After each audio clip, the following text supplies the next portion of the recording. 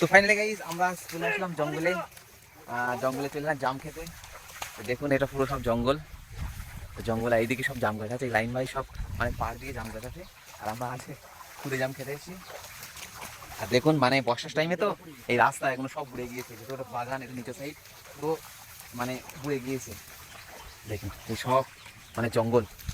আর আমরা এসেছি 5 জন জাম খেতে, এই কাদা পানি করতে গিয়ে এসেছি। তো চলো জাম গাছের ওখানে গিয়ে আবার দেখাচ্ছি। তো ফাইনালি আমরা জাম খেতে চলে এসেছি, আর একজন উঠেছে আর আমিও উঠবো জাম গাছে এই সাইডটা। এই জাম দেখো এখানে, দেখো জাম এখানে ভর্তি আছে।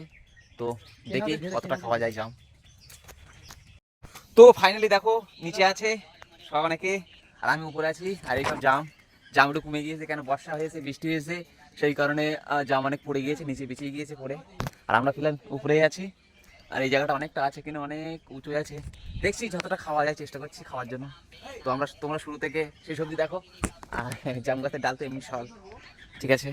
তো ফাইনাল গাইস আমরা জঙ্গল থেকে বার হয়ে আসলাম, জঙ্গলের শেষ প্রান্তে। আর এই দেখো পুরো পিছন সাইডে জঙ্গল ভরতে। এবার জামটা যে পারলাম এটা খাওয়া হলো না, এটা খাওয়াবো, তবুও তোমাদেরকে দেখাবো। তো শুরু থেকে শেষ অবধি দেখবেন, বুঝতে পারবেন। তো চলো এসব যাচ্ছে, চলো আগে যাই তারপরে দেখাই। দেশি খাওয়া এই হচ্ছে সালা মশালা, এই হচ্ছে সেই জিরা মরিচ আর নুন, আর এই হচ্ছে পোলার পাতা, আগের সময়ের খাওয়া। তো দেখুন এই যে জাম এখানে রাখা হচ্ছে, এখানে সাফ সাফাই হচ্ছে, আর তারপরেই মাখানো হবে, মাখানোই খাওয়া হবে। তো দেখুন এই পেপারে করে নিয়ে আসা হয়েছে জামগুলো, মানে অনেক কষ্ট করতে হয়েছে, খেতে সময় লাগবে না, কিন্তু মানে খেতে সময় লাগবে না, ভাবতে সময় লেগেছে। এই সেই বিখ্যাত জিরে মরিচ দিয়ে আর লবণ দিয়ে আর সেই মাখানো হচ্ছে। মানে দেখতে ইচ্ছা লাগছে, তাহলে খেতে কেমন লাগবে বলুন।